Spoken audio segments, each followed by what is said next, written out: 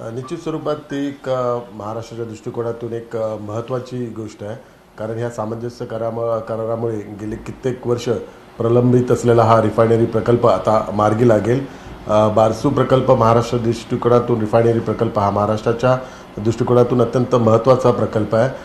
महाराष्ट्राचा GDP वाढवण्याच्या दृष्टिकोनातून महत्त्वाची भूमिका बजावणारा हा प्रकल्प आहे आणि तसंच महाराष्ट्रातल्या विशेष करून कोकणातल्या तरुणांना एक रोजगाराची संधी त्याच्या माध्यमातून उपलब्ध होईल.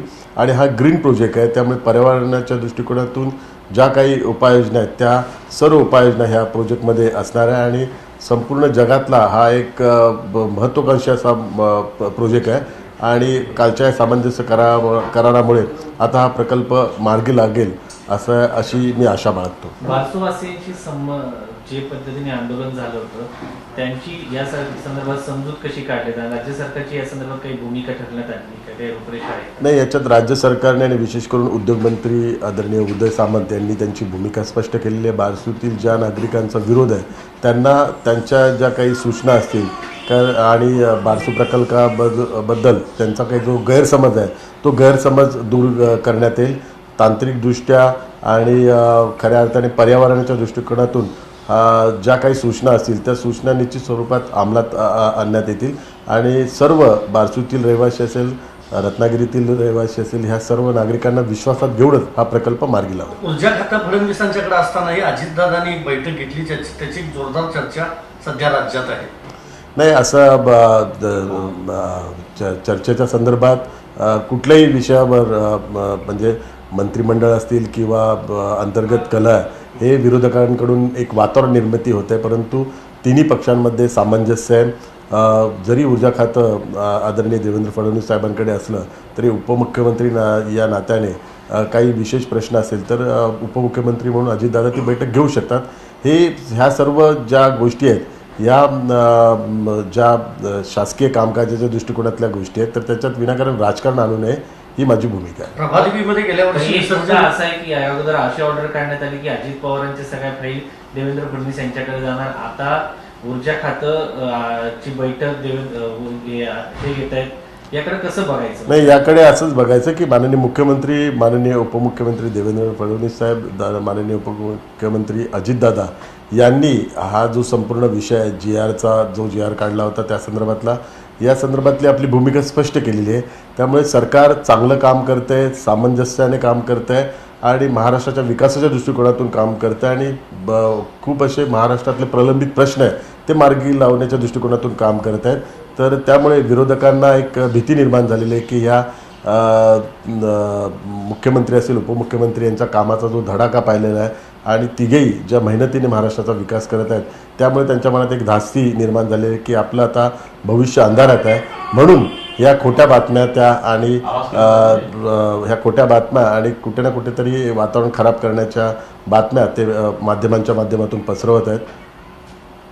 हा एक अत्यंत येत्या 18 तारखेपासून संसदेचं अधिवेशन सुरू होते आणि 19 तारखेला गणेश स्थापनेला नवीन संसद भवनात जाणार आहे, नवीन इमारतीत जाणार आहे.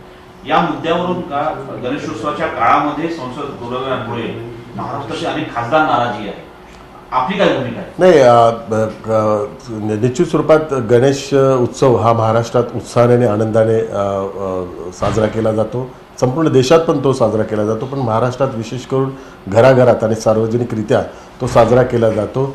परंतु गणेश उत्सव जेवढा आम्हाला महत्त्वाचा आहे तेवढं देशही महत्त्वाचा आहे आणि देशाच्या दृष्टिकोनातून 18 ते 22 या दरम्यान जे संसदीय अधिवेशन बोलवलं आहे तर त्याच्यात निश्चित स्वरूपात माननीय पंतप्रधान नरेंद्र मोदीजी असतील, माननीय गृहमंत्री अमित शहाजी असेल, त्यांची काहीतरी एक विशेष भूमिका असेल. त्यामुळे देशाच्या दृष्टिकोनातून हे अधिवेशन अत्यंत महत्त्वाचं आहे अशी आमची भूमिका आणि एक खासदार या नात्याने खासदाराची भूमिका ही देशाच्या दृष्टिकोनातून त्याला प्राधान्य दिलं पाहिजे.